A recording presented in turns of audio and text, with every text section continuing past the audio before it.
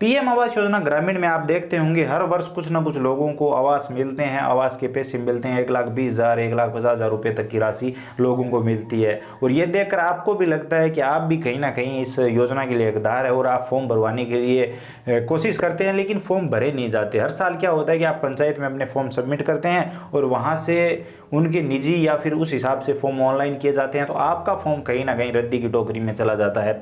लेकिन ये बात कहीं ना कहीं गवर्नमेंट को भी पता है, तो इस बार गवर्नमेंट ने ऑनलाइन सर्वे का सिस्टम रखा है। आप सभी को ये ऑलरेडी पता होगा, काफ़ी सारे वीडियो हमने बनाए हैं।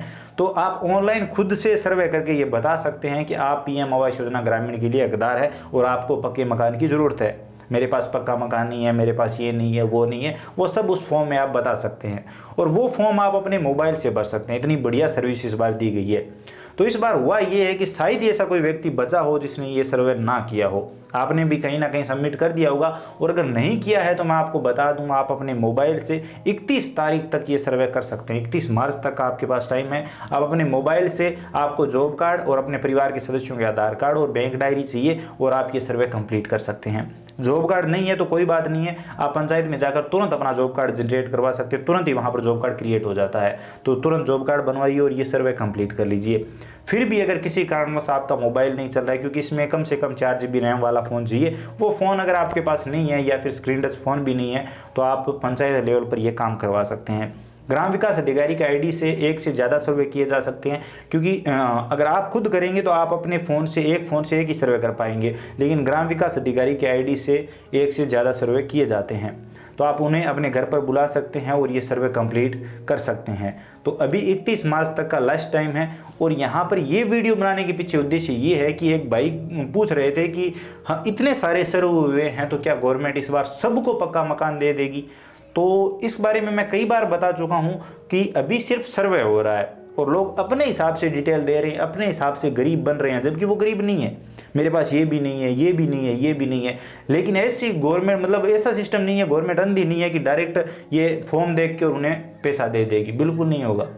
फिजिकल वेरिफिकेशन होगा, जैसा इस बार खाद्य सुरक्षा में हो रहा है और बाकी योजनाओं में भी होता है। ये काम कहीं ना कहीं ग्राम विकास अधिकारी को, सरपंच वगैरह को, प्रधान को ये काम दिया जाएगा। वो आके चेक करेंगे कि इस सर्वे में हो सकता है कि जितने लोगों ने सर्वे किया है उन सभी का नाम लिस्ट में आए। फिर सही लोगों का जो चुनाव है वो ग्राम विकास अधिकारी को या फिर जो ग्रामीण क्षेत्र के कर्मचारी है उनको ये काम दिया जाएगा। वो आके वेरीफाई करेंगे कि हाँ, इस लिस्ट में से ये लोग सही है, वो चिन्हित करेंगे। इन लोगों को मकान मिलना चाहिए। ये भी नहीं है कि गवर्नमेंट करोड़ों बजट में करोड़ों रुपए इसके लिए लाएगी पीएम आवास योजना ग्रामीण के लिए। इसके लिए एक निश्चित आंकड़ा होता है कि स्टेट में सिर्फ इतने लोगों को ये इस बार आवास दिया जाएगा, इस स्टेट में इतने लोगों को, इस गांव में, इस तहसील में इतने लोगों को मिलना है। तो सबको मिलना तो पॉसिबल ही नहीं है। मैं तो यहाँ तक कहता हूँ कि अगर 10% को भी मिले तो मैं अच्छा समझता हूँ, जितने इस बार सर्वे हुए हैं। अब यहाँ पर कुछ लोगों को ये भी लगता है कि जितने पंचायत लेवल से सर्वे किए गए हैं उन सभी को जरूर मिलेगा। हाँ, ये हो सकता है, क्योंकि अगर पंचायत लेवल से सर्वे हुआ है तो पंचायत लेवल वाले अपने निजी लोगों का ही सर्वे करते हैं, तो हो सकता है उनको वो मकान देने की इच्छा रखते हो या फिर उनका पहले से कोई प्लान हो, तो ये हो सकता है। तो कहने का मतलब ये है कि जो फाइनल लिस्ट निकलेगी उसमें वही लोग होंगे जो सही लोग होंगे। उम्मीद कर सकते हैं कि उन्हीं को मकान मिलेगा। और जो अपने हिसाब से गरीब बने हैं, अपनी मतलब फॉर्म में दिखाने के लिए गरीब बने हैं, वास्तव में गरीब है नहीं, वास्तव में वो मकान के लिए हकदार नहीं है, उम्मीद है कि उनको नहीं मिलेगा। लेकिन ऐसा होता नहीं है। नॉर्मली तो बहुत सारे लोग ऐसे हैं जिनको मकान की ज़रूरत दिखाई नहीं देती, फिर भी मिल जाते हैं, तो वो देखते हैं। लेकिन अगर आप सर्वे कर रहे हैं तो ये जरूरी नहीं है, ये गारंटी नहीं है कि इस बार आपको मकान मिल जाएगा। लोग तो इसी उम्मीद में करेंगे इस बार हमने अपना फॉर्म भर दिया, ऑनलाइन कर दिया है तो मकान आया ही समझो। बिल्कुल नहीं मिलेगा। अगर आप हकदार हो और अगर आप दबाव बना सकते हो, जिस टाइम लिस्ट आएगी तो हो सकता है आपका सिलेक्शन हो जाए और आपको ये पैसा मिले। और ये पैसा मिलने में भी कई शर्तें होती है। अगर आपको पता नहीं है तो मैं बता दूं, ये पैसा 3 किस्तों में मिलता है, जिसमें सबसे पहले 15,000 की राशि आपके खाते में ट्रांसफ़र की जाती है।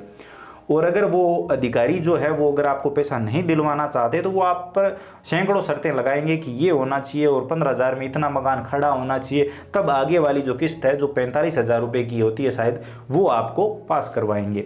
और उसके बाद फाइनल जो 60,000 की किस्त होती है वो आपको मकान बनने के बाद दी जाती है।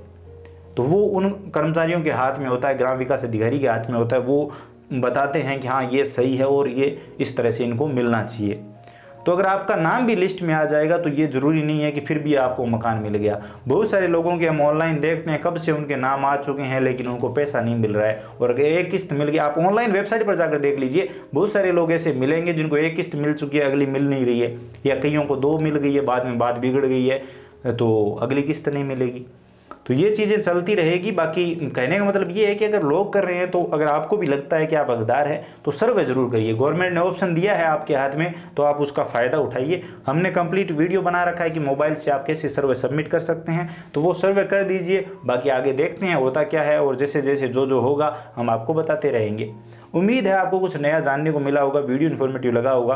वीडियो पसंद आया तो लाइक करिए, अपने दोस्तों के साथ शेयर करिए। चैनल पर नए हो तो सब्सक्राइब करके घंटी का बटन दबा लीजिए ताकि आने वाले सभी वीडियो और नई अपडेट आप सबसे पहले देख पाएँ। इसके अलावा अगर आपके मन में कोई भी सवाल सुझाव है, आप और कुछ भी जानना चाहते हैं, बताना चाहते हैं, तो बेझिझक कमेंट सेक्शन में लिख सकते हैं, हम जरूर बात करेंगे। चलिए मिलते हैं अगले वीडियो में नई अपडेट के साथ।